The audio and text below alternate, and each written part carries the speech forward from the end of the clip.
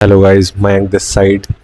तो आज हम समझेंगे मार्केट कैसे चलता है और मार्केट का स्ट्रक्चर क्या होता है और स्ट्रक्चर मैपिंग हम चार्ट पे कैसे कर सकते हैं, जो कि हमने प्रीवियस लेक्चर में डिस्कस किया था कि हम एसएमसी की सीरीज़ को स्टार्ट करेंगे। तो ये है उसका लेक्चर 2, जिसमें हम समझेंगे कि मार्केट के क्या क्या ट्रेंड्स होते हैं और मार्केट उन ट्रेंड्स को कैसे फॉलो करता है। तो सबसे पहला होता है अप ट्रेंड, जिसमें market higher highs and higher lows बनाते हुए जाता है। और दूसरा होता है डाउन ट्रेंड, जिसमें market lower high lower low बनाते हुए जाता है। और तीसरा होता है साइडवेज, जिसमें मार्केट सिमिलर हाइज सिमिलर लोज बनाते जाता है। अब मैं आपको यही चीज़ चार्ट पे समझाता हूँ कि जो मैं बोल रहा हूँ वो चार्ट पे इम्प्लीमेंट हम कैसे करेंगे। तो सबसे पहले हम इस डायग्राम में समझेंगे कि होता क्या है। सबसे पहले मार्केट इस तरह चल रहा होता है, higher high higher low, higher high higher low, higher high higher low, higher high higher low, higher high higher low. Market up trend में इस तरह से चलता है और डाउन ट्रेंड में lower high lower low, lower high lower low, lower high lower low, lower high lower low, मतलब sorry ये लोअर लो। तो मार्केट इस तरीके से अप ट्रेंड और डाउन ट्रेंड को फॉलो करता है और उसके बाद दोबारा अप ट्रेंड कंटिन्यू हो जाता है।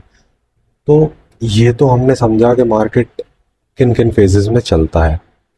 अब उसके बाद एसएमसी की लैंग्वेज में हम बोले तो मार्केट अपने प्रीवियस स्विंग को, भले वो उसने हायर हाई बनाया हो या लोअर लो बनाया हो, जब वो ब्रेक करता है तो उसको हम बोलते हैं ब्रेक ऑफ स्ट्रक्चर, जैसे उसने यहाँ किया है। जैसे ही मार्केट अपने प्रीवियस स्विंग को ब्रेक करेगा उसको हम ब्रेक ऑफ स्ट्रक्चर बोलेंगे। ये रहा, ये रहा और ये। और जब मार्केट अपना ट्रेंड चेंज कर रहा होता है, ये ऐसे, जब मार्केट हायर हाई बनाता है फिर हायर लो बनाता है, बट नया हायर हाई नहीं बना पाता है और नीचे ही बन गिर जाता है, हायर लो को ब्रेक कर देता है, तो इसको हम बोलते हैं trend reversal, MSS, change of character, कुछ भी बोल सकते हो आप, बट एसएमसी की लैंग्वेज में एमएसएस और चेंज ऑफ कैरेक्टर दोनों बोल सकते हो। अब ये तो एक फ्लो चार्ट में समझना हुआ, बट इनके अंदर बहुत सारे इंटरनल स्ट्रक्चर्स भी आते हैं और उनको हम आने वाले वीडियोस में समझेंगे और एंट्री पॉइंट्स भी समझेंगे कि कैसे हम एंट्री करते हैं और कैसे हम हमारे रिस्क रिवॉर्ड को मेंटेन करते हैं।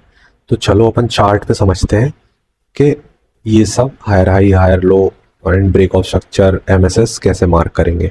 ठीक है, अब आपको दिख रहा हो तो ये देखो, मैंने चार्ट पे मार्क कर रखा है। मार्केट अप ट्रेंड में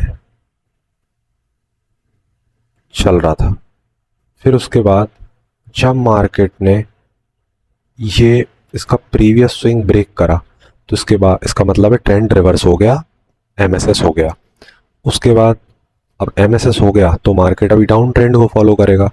तो जैसे ही लोअर हाई बनाया फिर लोअर लो बनाया, तो ये जो लोअर लो है वो ब्रेक हुआ, तो ब्रेक ऑफ स्ट्रक्चर हो गया।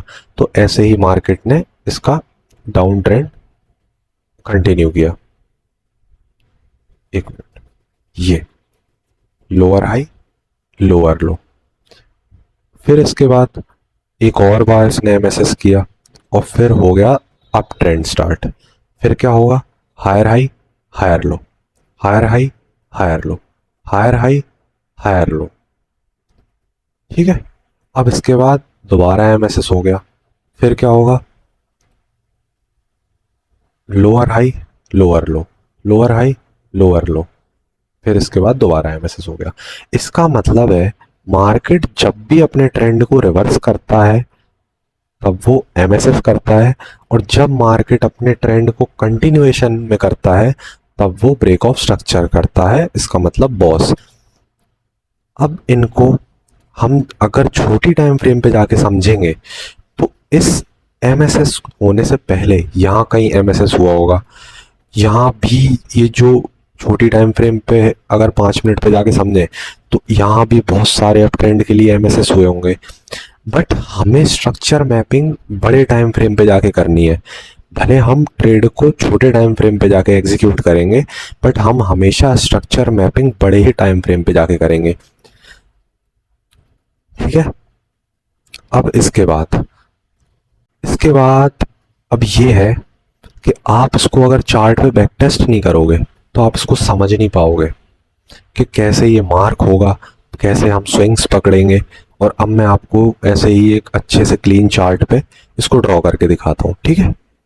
अब एक मिनट, कहीं भी पकड़ते हैं हम चार्ट। ये मार्केट डाउन आया, ये और अब इसने यहाँ पे एक एमएसएस कर दिया। ठीक है। क्यों क्यों किया एमएसएस? यहाँ उसने एमएसएस कर दिया। ठीक है। इसलिए किया एमएसएस क्योंकि अगर मार्केट यहाँ पे डाउन ट्रेंड में चल रहा था तो इसको ये वाला लो लगाने के बाद जब ये इसने स्विंग लगाया तो एक और नया लो लगाना चाहिए था। बट इसने ये वाले लो लगाने के बाद थोड़ा सा नीचे आके ये वाले हाई को ब्रेक कर दिया। तो यहाँ इसका मतलब ये है कि यहाँ भी एमएसएस हो गया। ठीक है। अब इसके बाद इसने ये हाई बनाया, फिर इसने ये लो बनाया, बट अब इसने ये हाई को ब्रेक नहीं करा, ये वाले हाई को, पर इसने क्या किया, इस वाले लो को ब्रेक कर दिया। तो यहाँ पे दोबारा एमएसएस हो गया। ठीक है। अब इसके बाद मार्केट ने इस वाले स्विंग को जब ये वाला लो बनाया और ऊपर गया और फिर दोबारा ये ब्रेक किया, तो अब एमएसएस के बाद अब क्या होगा? अब ब्रेक ऑफ स्ट्रक्चर होगा क्योंकि मार्केट ने अपना ट्रेंड को कंटिन्यू किया ना। ठीक है। फिर उसके बाद ये लोअर लो बना, ये लोअर हाई बना, फिर दोबारा, बट हम विक को कंसीडर नहीं करेंगे तो हम इस ब्रेक ऑफ स्ट्रक्चर को भी कंसीडर नहीं करेंगे। ठीक है। ये एक काइंड ऑफ आप लिक्विडिटी स्वीप मान सकते हो, बट हम ये थोड़े एडवांस कॉन्सेप्ट में पढ़ेंगे। बट अभी इसको हटाते हैं क्योंकि हम इसको ब्रेक ऑफ स्ट्रक्चर कंसीडर नहीं करेंगे। ठीक है। अब इसके बाद क्या हुआ, मार्केट दोबारा ऊपर गया, फिर नीचे आया, फिर ऊपर गया, बट ये हाई अभी इसने ब्रेक नहीं किया, बट फिर नीचे आया और फिर ये लो ब्रेक कर दिया, मतलब सॉरी ये हाई ब्रेक कर दिया। तो इसका मतलब ये क्या हो गया, एमएसएस, ये एमएसएस हो गया। अब इसके बाद फिर ये हाई बनाया, ये लो बनाया, ये क्या हो गया, बॉस हो गया, ब्रेक ऑफ स्ट्रक्चर। फिर इसके बाद ये हाई बनाया, ये लो बनाया, ये इसको ब्रेक कर दिया, फिर क्या हो गया, फिर बॉस हो गया। ठीक है। फिर इसके बाद फिर ये लो बनाया, इस हाई को ब्रेक नहीं किया, यहाँ किया इस वाले हाई को, फिर दोबारा ब्रेक ऑफ स्ट्रक्चर हो गया। तो मार्केट एसएमसी के अकॉर्डिंग ऐसे वर्क करता है। बट अगर आपको इसमें कुछ भी डाउट रहता है तो आप कमेंट लिख सकते हो, मैं उनका रिप्लाई भी करूँगा। मेरे को लगा कि आपको डाउट है इसमें बहुत सारे, तो मैं इसको और थोड़ा सा धीरे बनाऊँगा इस लेक्चर को। बट मैं अभी इसलिए धीरे नहीं बना रहा क्योंकि ऑलरेडी मतलब बहुत टाइम, मतलब मेरा पहला लेक्चर आने में और दूसरा लेक्चर उसमें बहुत ज़्यादा टाइम हो गया है, और मैं नहीं चाहता ये लेक्चर बड़े बड़े बने ताकि आपका भी टाइम वेस्ट हो।